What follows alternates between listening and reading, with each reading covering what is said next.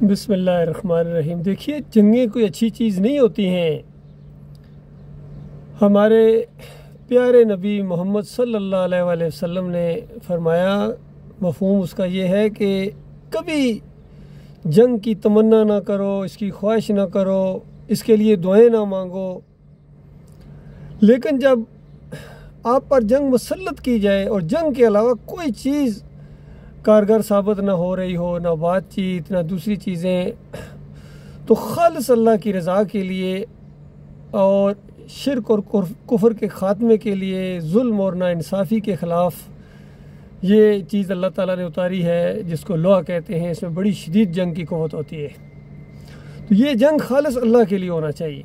تو آج کل یہ ہمارے ملک کے اوپر جو جنگ کا خطرہ منڈلا رہا ہے، اور ہر دوسرے تیسرے سال یہی انداز اختیار کیا جاتا ہے، خاص کر یہ مودی سرکار کی طرف سے بڑا شوق ہے اس کو جنگیں لڑنے کا، اور اس کو ہوش نہیں ہے کہ اس کے ساتھ ہونے کیا والا ہے، اور تاریخ اس کو کس نام سے یاد رکھے گی کہ مودی صاحب نے کتنا بڑا نقصان پہنچایا اس انڈیا ملک کو، اور پوری دنیا کے اوپر جو اثرات پڑے اور انسانوں کے اوپر جو اس کے پڑیں گے، اس کا جواب دہ مودی سرکار ہوں گے، اور اپنے مقاصد میں وہ کبھی کامیاب نہیں ہو سکے گا، یاد رکھیے۔ دوسری طرف ہماری قوم بھی بالکل جوش و خروش کے ساتھ کھڑی ہو گئی، اور سارے اختلافات بلا دیتے ہیں، کہتے ہیں جب پاکستان کی باری آئے تو سارے اختلافات ہم بھول جاتے ہیں۔ کاش اللہ کے معاملے میں یہ سارے اختلافات بھول جائیں۔ جب اللہ کا معاملہ ہوتا ہے تو اپنا ہر اختلاف ان کے سامنے آ جاتا ہے، بریلوی کا، دیوبندی کا، اہل حدیث کا، اور پی ٹی آئی کا، مسلم لیگ کا، پتہ نہیں کتنی جماعتیں ان کے اندر، فرقے در فرقے اور جماعتیں در جماعتیں، بس صرف کوئی کاف کا ساتھ لا کا لگا کے، کوئی میم کا، کوئی نون کا، اور پوری زندگی میں نے دیکھا ہے، ابھی 60-61 سال میری عمر ہو گئی ہے، بس اسی طرح لڑ رہے ہیں۔ 75 سال سے انہوں نے ملک کا جو حشر کیا ہے، چاہے وہ مذہبی قیادت ہو، چاہے وہ سیاسی قیادت ہو، چاہے وہ ہماری عسکری قیادت ہو، کسی نے بھی اللہ کا خوف نہیں کیا ہے۔ خالص دنیا کو دیکھا ہے اور ملک کو دیکھا ہے، چلو کسی نے یا قوم کو دیکھا ہے، لیکن اللہ کو نہیں دیکھا ہے۔ اللہ ان کے نزدیک بالکل کوئی ایسی چیز ہی نہیں ہے جو انہوں نے سنجیدہ لیا ہو اللہ تعالیٰ کے معاملے کو، اللہ کے ڈراوے کو۔ باقی جو عقیدے کے اختلاف ہیں وہ تو ہیں اپنی جگہ، لیکن دیکھو سود کا معاملہ ہے، سارے مسلمان جانتے ہیں کہ سود جو ہے یہ اللہ اور اللہ کے رسول کے خلاف اعلان جنگ ہے، اور سب نے اعلان جنگ کیا ہوا ہے۔ ذرا برابر ان کو ہوش نہیں ہے، عقل نہیں ہے، خوف نہیں ہے، عربی ہوں یا اجمی ہوں، پورا نظام، پورا سسٹم اس کا اس لعنت کے اوپر کھڑا ہے، سود کی لعنت کے اوپر۔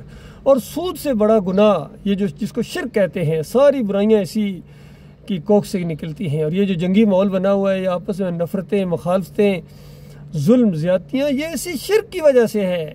وہ ہمارے بھائی ہیں، وہ مورتی کی پوجا میں لگے ہوئے ہیں، اسی کے گرد گھومتے ہیں، چکر لگاتے ہیں، نظر و نیاز کرتے ہیں، اور نذرانے پیش کرتے ہیں، جھکتے ہیں۔ ہوش نہیں ہے کہ اپنے ہاتھوں سے بناتے ہو پتھر کی مورتیاں، اللہ کی بندو، انہی پتھروں کو دوسرے کاموں کے لیے بھی، عطا رفع حاجت کے لیے بھی استعمال کرتے ہو، انہی پتھروں کو تراش کے معبود بنا لیتے ہو۔ اور یہی ہمارے مسلمان بھائی بھی یہی کر رہے ہیں، انہی پتھروں کو عمارتوں کے اوپر بھی لگاتے ہیں، اور دیہاتوں میں رفع حاجت کے لیے بھی لے کے جاتے ہیں، اور انہی پتھروں کو کاٹ کے تم اپنے مزاروں کے اوپر لگا کے تم سمجھو یہ مقدس مقامات ہیں۔ شرک اور کفر کی گڑھ جہاں ہوں وہاں مقدس مقامات ہوتے ہیں، کہتے ہیں یہاں دعائیں زیادہ قبول ہوتی ہیں، اور دعائیں زیادہ قبول نہیں ہوتی، یہاں لعنت برستی ہے اللہ تعالیٰ کی شرک اور کفر کی جگہ کے اوپر، وہاں تو اللہ کی عبادت بھی قبول نہیں ہوتی ہے۔ ایک صحابی نے کہا کہ یا رسول اللہ فلاں مقام کے اوپر میں نے نظر مانگی ہے، تو نبی علیہ السلام نے کہا کہ کہاں، کسی دور میں یہاں کسی استان یا کسی بت یا مورتی کی پوجا تو نہیں ہوتی تھی؟ تو بتایا گیا نہیں۔ اس انداز سے کتنی تحقیق کی گئی کہ کسی ایسی جگہ جہاں کوئی شرک کا دور گزرا ہو، وہاں جا کے اللہ کی عبادت بھی نہیں ہوتی، یاد رکھیے۔ کچھ ہمارے مسلمان بھائی کہتے ہیں وہ باٹی میں ہم دیکھ دیتے ہیں، یہ اللہ کے نام کی ہے، اللہ کے نام کی نہیں ہے، یہ علی جیری کے نام کی ہے۔ اسلام آباد میں جا کے دیکھتے ہیں تو بریمام کے نام کی ہے، کوئی سیون شریف کے نام کی ہے، کوئی بغداد والے کی ہے۔ 10 محرم کے جو کنڈے اور شربت ہوتے ہیں، کیا وہ اللہ کے نام کے ہیں؟ اللہ کے نام کا جو پانی نہیں پلاتا ہے وہ حسین رضی اللہ عنہ کے نام کا شربت پلا رہا ہے باداموں والے۔ تو اور شرک اس کو کس کو کہتے ہیں؟ اور کافری کیا ہے؟ اور لعنت کیا ہے تمہارے اوپر جو برس رہی ہے پوری زمین کے اوپر؟ مسلمانوں کتنی قوت ہے تمہارے پاس، لیکن تمہارے پاس عزت نہیں ہے۔ یہ عزت بحال ہوگی، بحال ہو سکتی ہے، یہ ایمان خالص کے ساتھ، اور یہ دونوں ملکوں کے جو بھی مسائل ہیں، مودی سرکار کے مسائل ہوں یا ہمارے پاکستانی مسائل ہوں، چٹکیوں میں حل ہو جائیں گے، بغیر جنگ کے حل ہو جائیں گے، یقین کیجئے۔ تم ایمان کی طرف آ جاؤ، دونوں ملک ایمان کی طرف آ جائیں، ایمان خالص کی طرف آ جائیں، اور اگر تم نہ آئے تو یاد رکھنا جنگیں تباہی بربادی کے بعد بھی تمہارے مسئلے حل نہیں ہوں گے، اور جو مرتا جائے گا آگ میں، ادھر والا بھی آگ میں ادھر والا بھی آگ میں، کیونکہ یہ دو ایسی قوم کے درمیان جنگ ہے، ایک مورتی کا پجاری ہے، ایک قبر کا پجاری ہے، گنبد کا پجاری ہے، وہ پنڈت کا پجاری ہے، یہ پیر کا پجاری ہے، مولوی کا پجاری ہے۔ بتاؤ اللہ کے بندو، اوپر والے کو تو دونوں نہیں مانتے ہو۔